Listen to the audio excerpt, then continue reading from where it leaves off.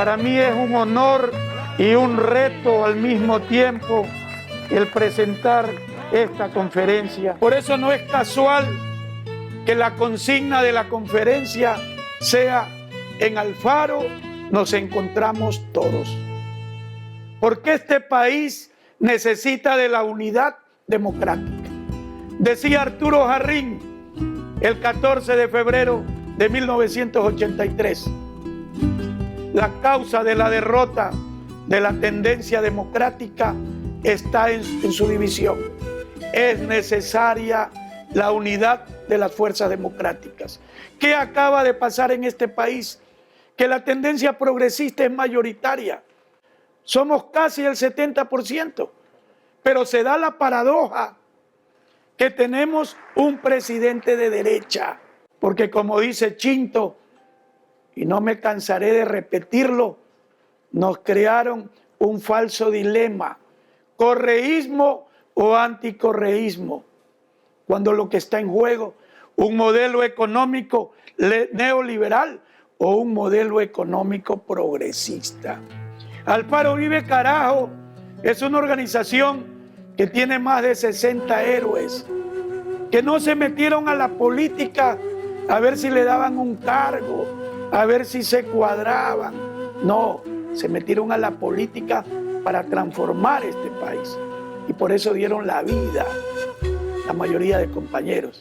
Cientos de hermanos pasaron la tortura, la cárcel y las calumnias de esta derecha. Mientras las hijas de quien gobernaba el país consumían drogas, nosotros éramos narcoterroristas. ¡Qué cinismo! La historia se encargará y se ha encargado de poner a cada quien en su lugar. Por ello, compañeros, estamos soñando, y lo vamos a lograr, que hay que construir un movimiento con registro electoral. Ya fue presentado en el Consejo Nacional Electoral la solicitud de clave. Ya no hay marcha atrás. Vamos a hacer el movimiento con registro electoral. Pero ¿cuál es el objetivo? No es convertir este movimiento en propiedad nuestra, para nada. Queremos un registro electoral para ponerlo al servicio de las organizaciones sociales. En ese objetivo, compañeros, llamamos a la más amplia unidad de todas las fuerzas. En Uruguay, el Movimiento de Liberación Nacional Tupamaro no se puso a pelear para que el frente que une a toda la tendencia se llame Tupamaro, se llama Frente Amplio. Los Tupamaros son una parte del Frente Amplio. Nosotros no es que queremos que necesariamente todos se integren al Alfaro Vive Carajo. Hoy, 5 de junio, aniversario de la única revolución que ha habido en este país, que se la hizo con las armas. Alfaro no transformó parte de la sociedad con papelitos, lo hizo con las armas. Y ese legado histórico alfarista no va a morir jamás. Alfaro Vive Carajo. Yo creo que es lo más convocante desde el punto de vista espiritual, y es que aquí veo un conjunto de personajes que merecen toda la admiración, pero no puedo dejar de mencionar a Gladys. Gladys, representante de la mujer luchadora, del ser humano digno, que nunca se cansó de buscar mejores días para los pobladores, donde ha realizado en silencio un enorme trabajo. Que tiene aquí la imagen y el emblema de una revolucionaria, una guerrillera, Sara.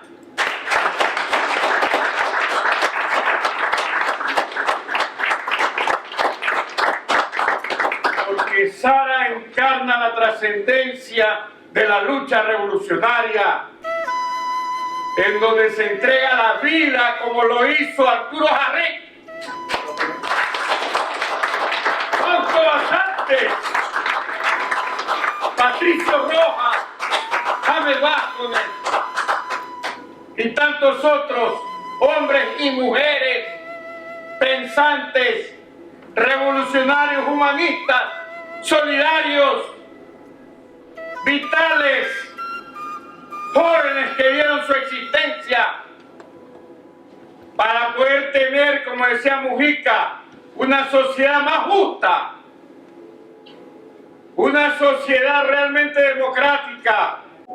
1981, de regreso de Nicaragua, Arturo Jarrín comenzó a recorrer todo el Ecuador, tomando contacto con todos aquellos hombres y mujeres que tenían un ideal revolucionario.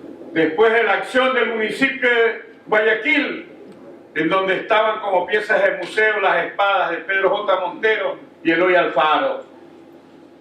Esas espadas fueron recuperadas en agosto de 1983 y un lema que se había puesto en la proclama decía Alfaro vive carajo, y la prensa dijo que los miembros de Alfaro vive carajo se habían llevado las espadas. Y desde entonces la prensa nos dijo Alfaro vive carajo, y nosotros dijimos que chévere, así se va a llamar.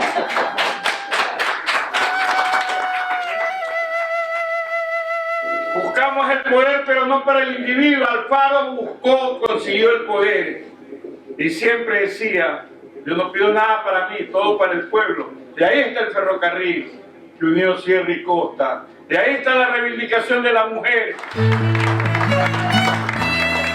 Inicié mi vida en política el 3 de junio de 1959.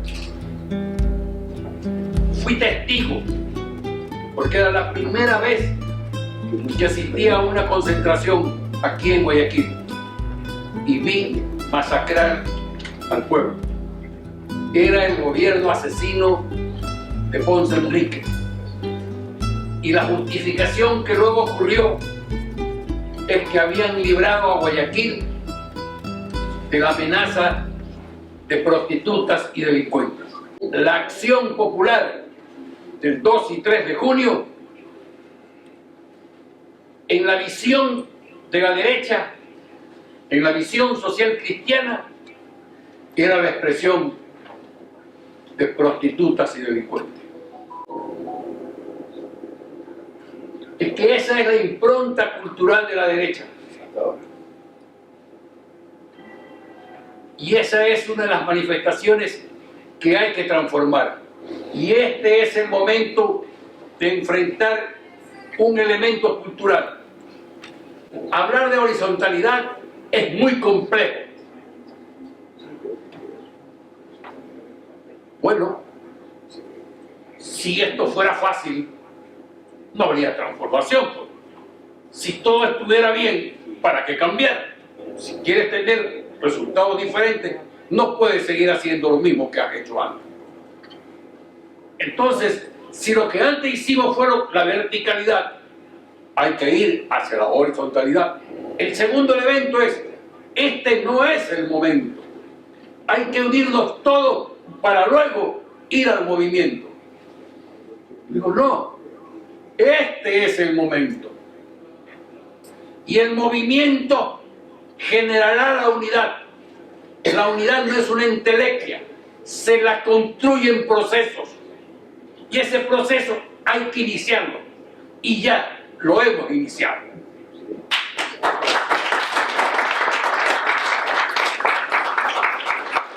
El elemento es construir un movimiento de tipo formal.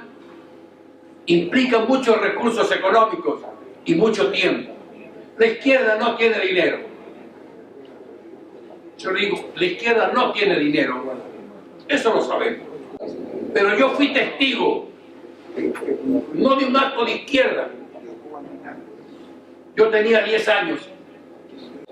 Vi amigos de mi padre, de sectores populares, poner un sucre semanal para Guevara Moreno. El ejemplo es bueno y es malo. Es bueno en cuanto el pueblo tiene que contribuir para la construcción de su propia liberación. Y es malo si es que se lo entregamos a un cacique. Es bueno si es que construimos un movimiento de todos y para todos. Esa es la gran diferencia. A ese movimiento es que nosotros le decimos de nuevo tipo. ¿Por qué tiene que ser un movimiento de nuevo tipo? Porque debe tener características diferentes. Y en esas características nosotros decimos, tiene que ser nacional. No podemos pensar en un movimiento chiquito. Pero ¿cuál es la unidad administrativa? La parroquia. Y entonces hay que ir a la parroquia, hay que ir al barrio. La parroquia es la unidad administrativa, el barrio es la unidad social. Para desde las parroquias juntar gentes,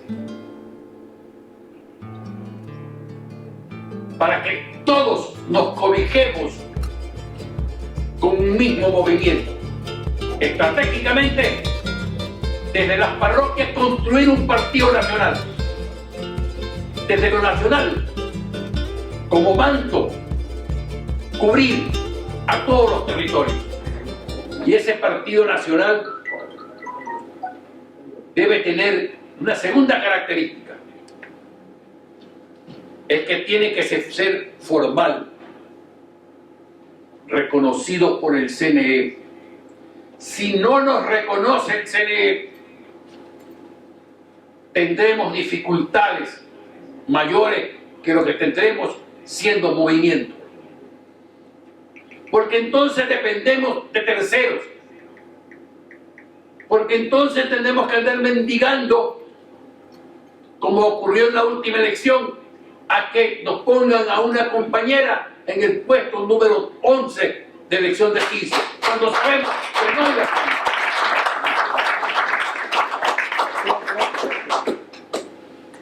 Entonces, si tenemos un movimiento nacional fuerte, poderoso, horizontal, democrático, entonces tendremos relaciones entre iguales. El no tener movimiento nacional nos convierte en subordinados, porque no puedes participar electoralmente. Puedes participar políticamente, pero no hay procesos de garrocha. No. Hay que ir construyendo el poder. Y si quieres transformar el Estado capitalista, tienes que trabajar en el marco de ese Estado capitalista una cantidad de opciones diferentes para poder construir el poder popular. Y esto es importante. Necesitamos nuevos rostros, miles de rostros, no una imagen, miles de rostros. Necesitamos miles de vocerías, no un propietario que entre de la guardia.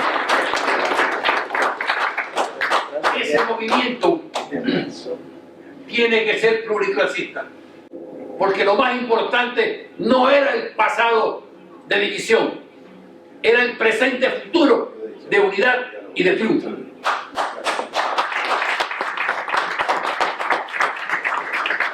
Entonces,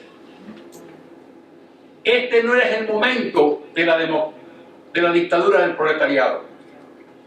Este es el momento de construir una sociedad más equitativa, que hoy le llaman progresista, y que nosotros decimos el progresismo debería ser una etapa en transición hacia el socialismo.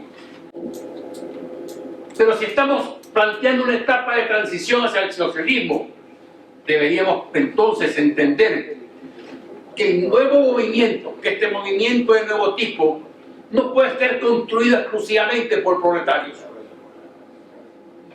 Tiene que ser de proletarios, de trabajadores en general, en todas sus vertientes, pero también de productores, de propietarios de medios de producción.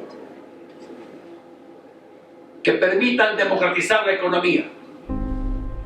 Y ojalá que pudiéramos tener millones de propietarios con tierra productiva, para que sean productores que democraticen la economía y para que sean productores prósperos. Y en esa prosperidad, a partir del propio desarrollo de ellos, con el apoyo del movimiento, den un paso significativo a ser productores socialistas, a ser productores progresistas. Esa es la dialéctica de hoy. ¿Cómo convertimos a un productor, propietario de medios de producción, en un hombre progresista, en un hombre socialista? Eso rompe con la ortodoxia. Y yo los invito a romper con la ortodoxia, a pensar un mundo diferente, desde la heterodoxia, desde una visión diversa, más amplia, pero más común. Entonces, creo que el movimiento debe abrir las puertas para que millones de productores, de campesinos con tierra y de campesinos sin tierra estén en este movimiento. De que los artesanos, de que los trabajadores, que los profesionales que ofertan servicios estén en un movimiento amplio, porque se sienten reconocidos y se sienten pertenecientes a él. Pero también tiene que ser multicultural. Este es un elemento fundamental. Hay que transformar la cultura, porque si no seguimos siendo subordinados intelectualmente. Y cuando eres subordinado intelectualmente, ni siquiera te das cuenta que no piensas por ti mismo. Queriendo transformar la sociedad y el Estado, entonces necesitamos también transformar la cultura. Y este movimiento que proponemos debe ser unitario. Aquí sí, como dicen los franceses, el título no hace a la cosa.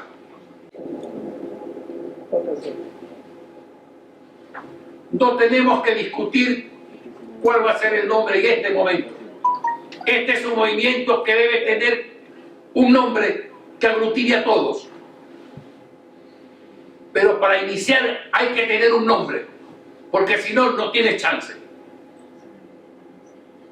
Y en consecuencia, en el proceso tenemos que construir no solamente el movimiento, no solamente un proceso unitario y diverso, también un proceso cultural que nos haga sentir a nosotros el nivel de pertenencia a ese movimiento. Y que ese nivel de pertenencia es a un movimiento distinto, diferente, diametralmente opuesto a los partidos burgueses y diametralmente opuesto a las malas prácticas tanto de derecha, del centro y de la izquierda. Este movimiento tiene que ser latinoamericanista, porque ser latinoamericanista implica un sentimiento de patria grande, que hay que transformarlo además en un sentimiento antiimperialista, anticapitalista, que nos conduzca a una sociedad socialista. Ese es el tránsito. No demos salto de garrocha. Vamos a ir en un proceso continuo, con flujos y reflujos, pero que tiene que concluirse de manera muy consolidada. Y este movimiento tiene que pensar en que sus aliados son los progresistas y que su meta es el socialismo. ¿Cuáles son los pilares de ese movimiento que proponemos? Ahí hemos ido cambiando y ampliando las cosas, pero hay un pilar que hemos dicho que son los trabajadores, y allí están los que tienen trabajo y los que no tienen trabajo, los públicos y los privados, los autónomos, los trabajadores por cuenta propia, como se lo denomine, el trabajador del campo y la ciudad, el trabajador cuya principal herramienta de trabajo es su intelecto, tienen que estar allí, en este movimiento. Y tienen que estar también los propietarios. ¿Pero cuáles? Los propietarios que trabajan por la democratización de la economía. Tienen que estar, y hay que buscar a los movimientos de izquierda. Ese es nuestro nicho esencial. Esa es nuestra gran placenta. Y ahí hay que irlos a buscar. Y hay que irlos a buscar con la intención irrenunciable de la unidad y con una práctica horizontal. Porque no basta decir somos unitarios. Necesitamos demostrar que somos unitarios, que somos democráticos y que nos autorrespetamos entre todos. Ese movimiento debe representar los elementos fundamentales que están en la Constitución. Y la Constitución habla de los pueblos indígenas, montubios y afrodescendientes. Y no habla de los cholos porque los consideran indígenas. Y nosotros por razones políticas decimos indígenas, montubios, la gran cholería y la gran negritud. Eso hay que estar. Porque aquí el que no tiene de tinga tiene de mandinga. Somos hijos de indígenas, somos hijos de negros. ¿Y esos chorros de dónde nos vienen? ¿Y este color de piel de dónde nos viene? Y tenemos que ser representativos de esa ecuatorianidad y de ese también ambiente latinoamericano. Y a reconocernos ciudadanos universales. Y entonces, bienvenidos los blancos que creen en la igualdad del ser humano. Porque ese es el elemento fundamental. Queremos que en este movimiento deben estar los que luchan por derechos, los que luchan por causas. Los ambientalistas o ecologistas o la gente que habla de los objetivos del desarrollo sostenible, la gente LGBTI, las mujeres, los jóvenes, los jubilados, todos los diversos tienen que estar, pero no como convidados de piedra, tienen que estar como actores, como gestores, como beneficiarios. Y tienen que estar todos los ciudadanos que consideran que el enemigo a vencer es el neoliberalismo, son las oligarquías criollas, vendepatrias. Porque esa es parte de la dominación cultural y es parte de la dominación económica. Creer que esta normalidad nos permite vivir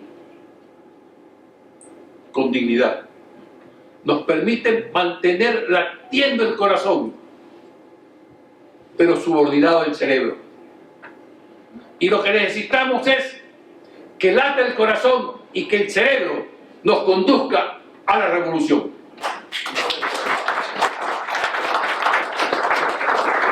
Y es que tiene que haber vocerías. Y las vocerías tienen que ser nacionales, sectoriales, por derechos, por causas.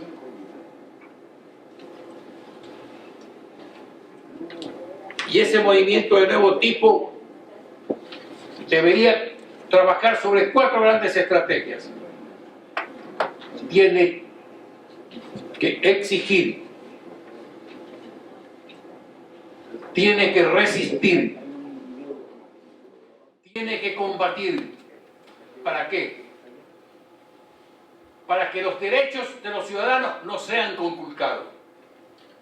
para que la demagogia no vuelva a triunfar en el Ecuador.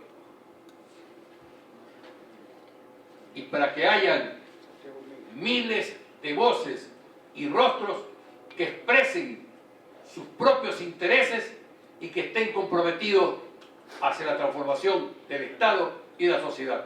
Muchas gracias. Y alguna vez hablando con Fausto y en el miedo de que les pase algo, de que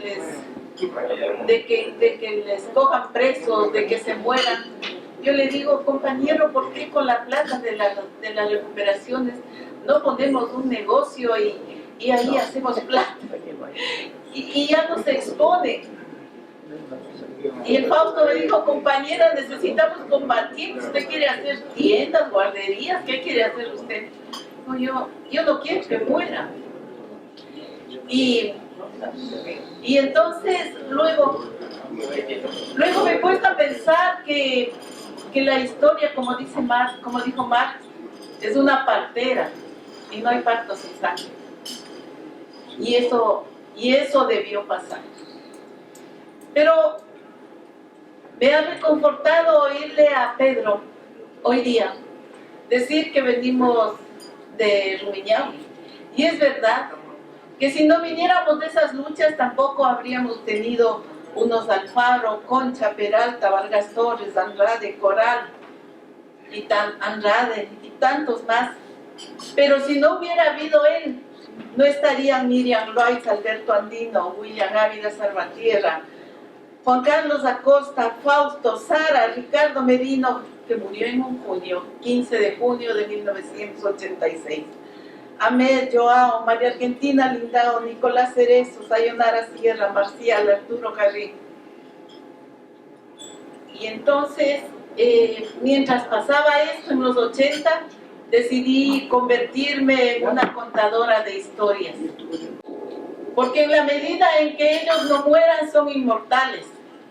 Independientemente de la fe, de después de esta vida, del día del juicio y todo lo demás.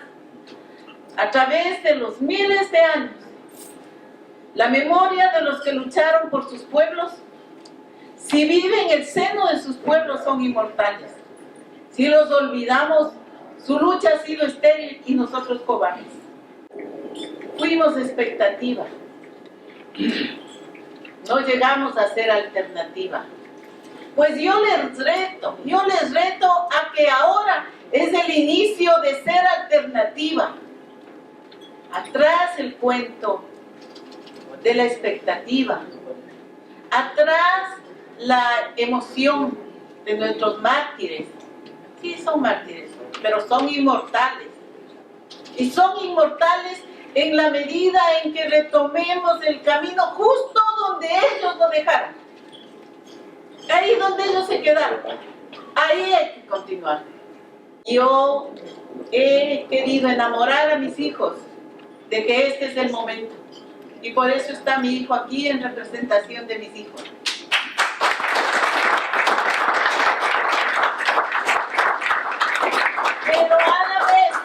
Pero a la vez yo les digo, Guamán, Colorado y todos los que están aquí, ¿dónde están sus hijos? ¿Qué estamos haciendo mal? Somos dinosaurios. Y hay un nuevo momento histórico y tecnológico por el cual hay que pelear y con el cual hay que lidiar.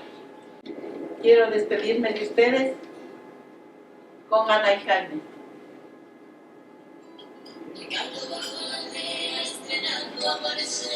Ricardo Merino, 15 de junio de 1900.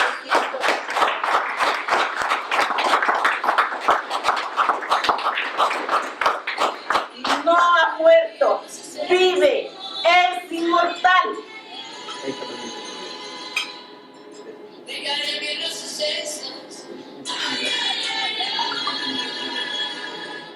El Ecuador tiene 17 millones de habitantes, de los cuales el 51% está compuesta de nosotras las mujeres. En el área rural tenemos el 37.2% de esos 17 millones de habitantes. Y de este porcentaje, el 49.9% es mujer. También es preocupante cuánto es el porcentaje de la mujer económicamente inactiva. De un porcentaje general que es del 6.7% a nivel nacional, el 4.4% somos las mujeres. La realidad de la mujer no solamente está implícito en la violencia que sufre en distintos lugares, en sus labores, en la calle y dentro de su propia familia. Tenemos otro tipo de problemáticas y en especial hay que volver los ojos hacia la agricultura, hacia el campesinado, porque algo nos dejó bien en claro el código.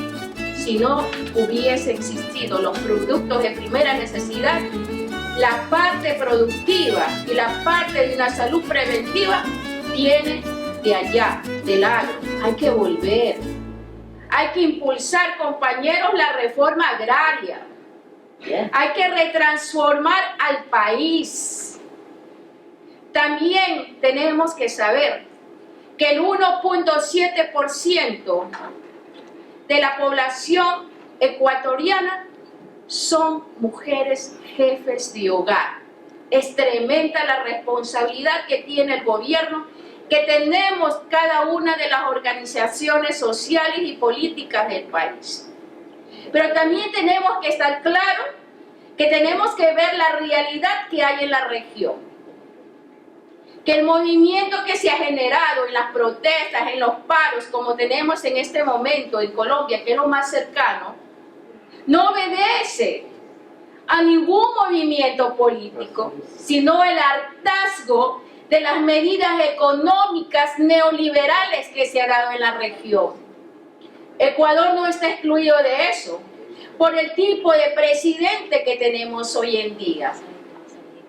Yo como madre, como mujer, no quisiera que ninguno de mis familiares, como ninguno de los jóvenes, esta generación va a reaccionar. Pero a mí no me gustaría ya más sangre en las calles, más desaparecidos, más torturados como en la época de León Febres Cordero. Porque puede ocurrir. No nos podemos poner una venda en los ojos. Y las mujeres somos un pilar fundamental frente a esa realidad. Por eso, compañeros, compañeras, las revoluciones a nivel mundial, la revolución alfarista, después el movimiento Alfaro Vive Carajo, ha abonado demasiado en esta tierra, no solamente con ideales, con luchas, con propuestas, sino que ha abonado con sangre. Para concluir, solo quiero decir una frase que dijo Eloy Alfaro Delgado. El hombre indiferente ante la desventura del pueblo, aunque privadamente sea laborioso, es auxiliar inconsciente de la corrupción y la desventura del pueblo. Traigo un saludo fraterno, solidario, de ese pueblo que represento, de ese municipio, Montubio. Este movimiento debe surgir como respuesta a la realidad que vive Ecuador y el mundo. Este movimiento que está inspirado en una estructura horizontal, no tenemos que olvidar la lucha de Alfaro por esas reivindicaciones, por ese impulso que tuvo en el respeto a los espacios de la mujer. Si es horizontal, debe tener, aparte de la estructura de la directiva, debe tener organismos de apoyos en la juventud. No hay que olvidar a los sectores como el Montubio, al que represento y al que tendremos que aportar. Y a los sectores que citan, indígenas, negros, cholos, Aprendamos que no tenemos que ver a nuestros hermanos seres humanos ni arriba del codo ni abajo. Aprendamos a vivir en ese sentido de ver horizontalmente a nuestra gente. Es lo que yo predico en mi municipio. Aquí no es nadie para arriba ni nadie para abajo. Me toca cumplir una función porque así está estructurado. Pero mis compañeros, los seres humanos, hay que verlos así. No por título, no por cargo, ni por agrado al que esté dirigiendo, sino porque así debe ser la forma real, normal, natural y humana de ver a nuestros hermanos en cualquier espacio que ellos estén desarrollando sus capacidades. Y eso tiene que ser una práctica de vida, no una declaración. Yo creo que todos, con el apellido que tengamos, tenemos que vernos de esa forma horizontal. Es el honor de llevar ese apellido, no reniego aquello, pero digo, me tiene que enseñar esa propuesta de vida, de buscar la igualdad real en una práctica de vida. Después del pan, hay que dar lo principal a un pueblo, la educación. Si no nos educamos, no cambiamos. Y ese contenido de educación es la que tenemos que ponerle nosotros. La entrega de un libro. Este libro se llama Recuerdos de un subversivo y fue escrito por un militante de la Coalición Nacional por la Patria que se llama Franklin Escobar. Franklin, aquí tenemos el libro, muchas gracias. Los invitamos a ser parte de este proyecto, porque no es solo Alfaro Vive Carajo, es un proyecto para cambiar el Ecuador. En 1991, cuando dejamos las armas, debimos haber construido un movimiento político. No lo hicimos. Lo hicieron otros movimientos en algunas partes de América Latina. Unos con éxito, otros no. Nadie tiene garantizado en la política los resultados favorables. Sin embargo, el pasado es eso, es el pasado. Algún rato nos preguntábamos, ¿hay condiciones para formar un movimiento político hoy? ¿O solo es la nostalgia, la emoción, los recuerdos, los deberes morales? Y nosotros decimos, sí, sí hay condiciones para formar un nuevo movimiento político. ¿Por qué, compañeros? Porque hay un vacío de dirección política. Hay un hartazgo en la población con las formas tradicionales de hacer política. Eso es evidente. La gente lo percibe. Los candidatos en la mayoría de cantones y provincias son los que tienen recursos económicos, los que tienen alguna posibilidad financiera. A nombre de financiar la campaña, compran las candidaturas. Y el pueblo y los líderes sociales y los forjadores de proyectos siempre a la cola, siempre a la espera. No creemos, no pensamos que nuestra gente, que nuestros cuadros son y deben ser candidatos, y no solo candidatos, sino ganar también procesos electorales. Si alguna lección nos deja la elección pasada de alcaldes, es que los movimientos locales tienen una gran posibilidad de triunfo. Y voy a poner ejemplos puntuales.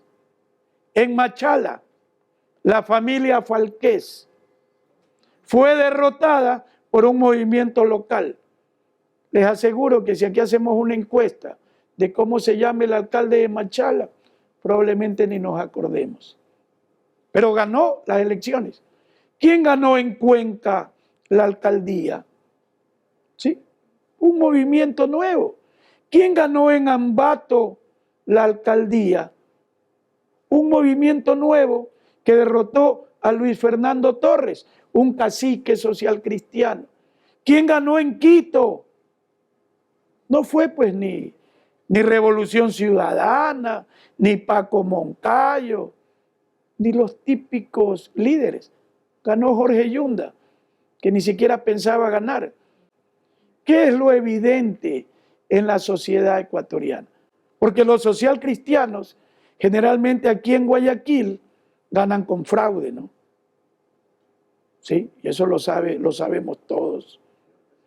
Recuerdo tanto los chantajes a través de la Contraloría de ese delincuente que ahora está preso, a quienes no se sometían a la propuesta de la derecha del 7 veces sí.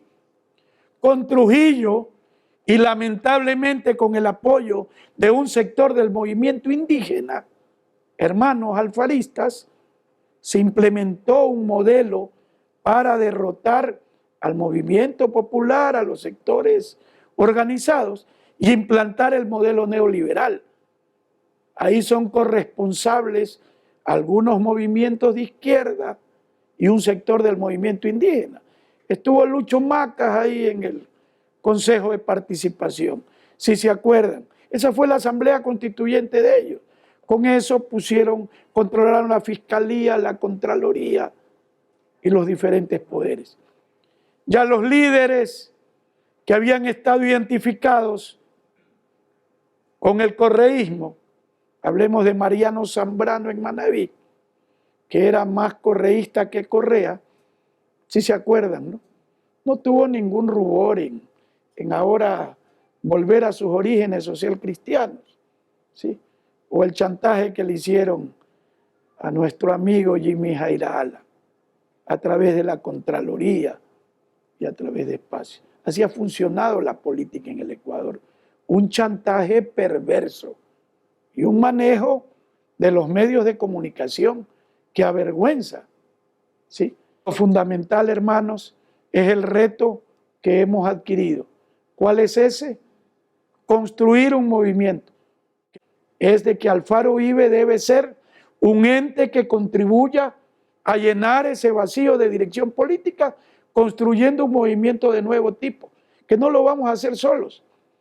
Es tanta la burocracia de los partidos políticos, hermanos, que en el propio Pachacuti, que supuestamente es horizontal, que tienen un congreso de la CONAIE que dura 3 días, a los líderes de la revuelta de octubre, que son Leonidas Issa y que se llama Jaime Vargas, como no era parte de la burocracia, no les permitieron ser candidatos. Y ni Jaime Vargas ni Leonidas Issa pudieron ser candidatos por Pachacuti. Los que lideraron la protesta social, los que sentaron de igual a igual, un hecho sin precedentes en la historia de América Latina, al gobierno y al movimiento social. Nosotros somos revolucionarios, alfaristas, hicimos parte, y lo decimos con orgullo, del gobierno de Rafael.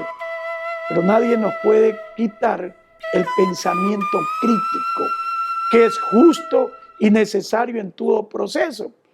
Porque si no, seríamos obsecuentes.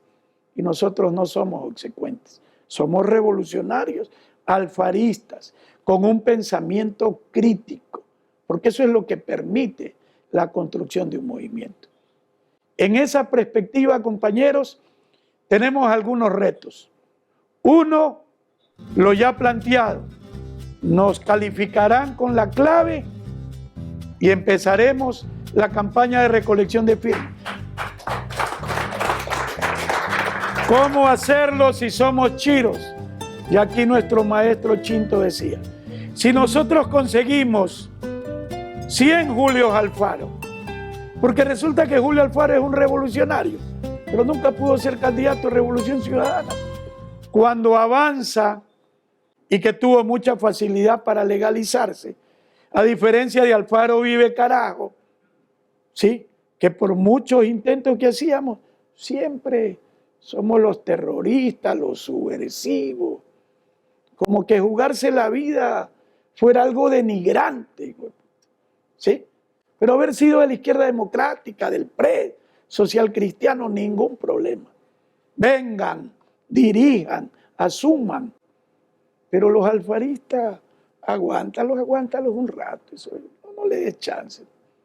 Aquí se legalizó Fuerza Ecuador. Aquí se legalizó Justicia Social. El partido de Jimmy Salazar con la mujer, la señora esta, Pamela Martínez. Aquí se legalizaron Fe. Aquí se legalizó Avanza. Pero cuando Alfaro vive en su derecho constitucional, porque no es que nos van a regalar nada, es nuestro derecho. Tenemos derecho constitucionalmente a hacerlo. No, siempre trabas. Sí. Entonces la reflexión, nuevamente, no va a ser fácil. Jamás ha sido fácil. Nunca. Y tampoco, como dicen algunos sabios, hay que esperar las condiciones propicias, que nunca estarán, pues. Nunca. Pues cuando reúnes, si así hubiese sido, Arturo Jarrín no hubiera liderado Alfaro Vive, no hubiera existido. ¿Cómo vas a hacerlo? Ese poco de jóvenes, menores de 30 años, metidos a querer hacer una revolución armada. Están locos.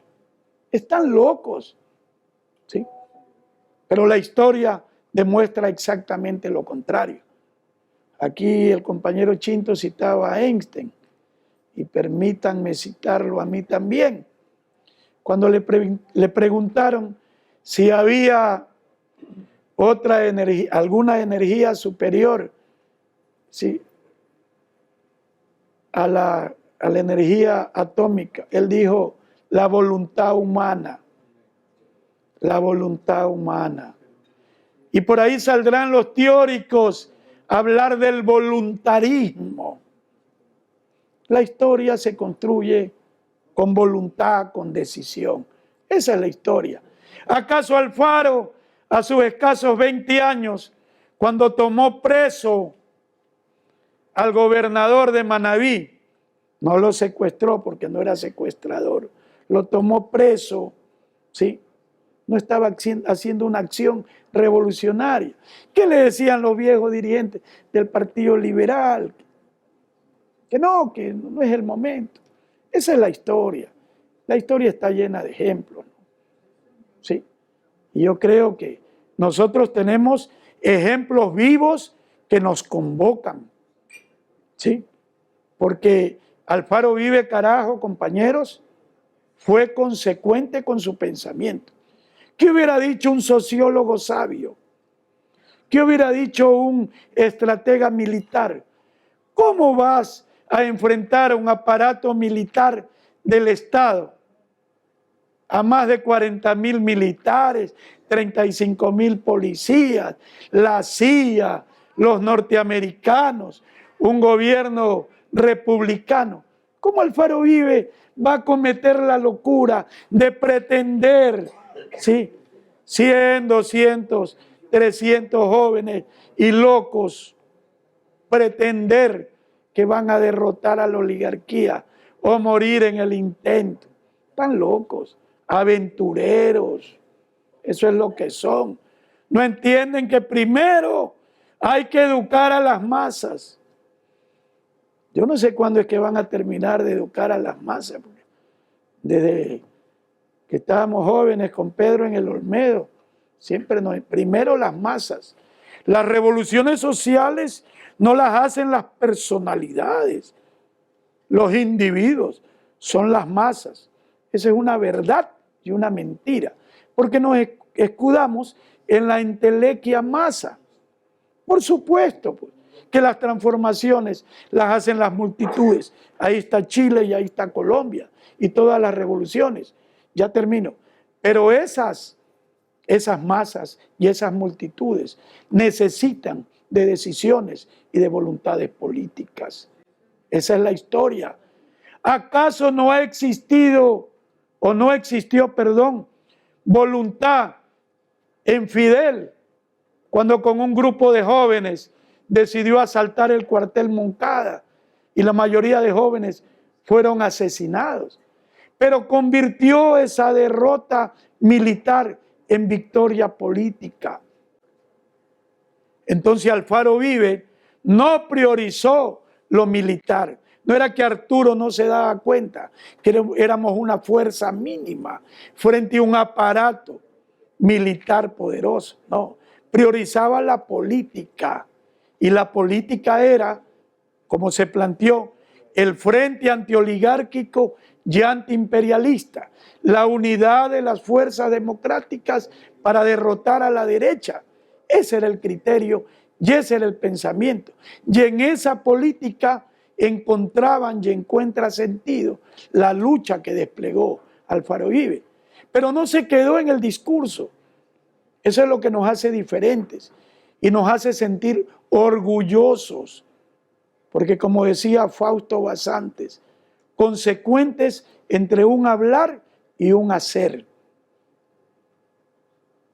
Por eso Alfaro Uribe peleó y luchó para que su gente se vaya a formar a Colombia y luego hizo parte del Batallón América, a Nicaragua, a Cuba, a Libia.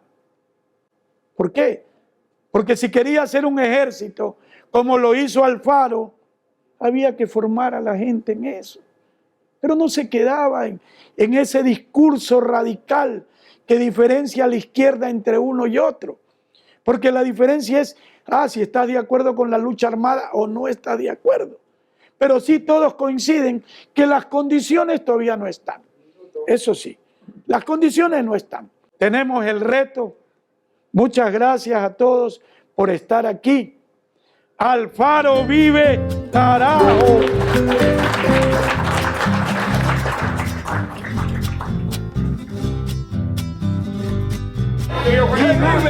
Se siente, Alfaro está presente. Se siente, Alfaro está presente. Comandante Fausto Basantes. Presente. Compañero Carmen Vázquez. Presente. Presente. Regalado. Presente. Ricardo Merino. Presente. Presente. Sayonara Sierra. Presente. William Ávila Salvatierra. Presente. Jorge Lima Trujillo. Presente. Patricio Rojas Rivadeneira. Presente. Carmen Loaiza. Presente. Presente. Fernando Calderón. Presente. José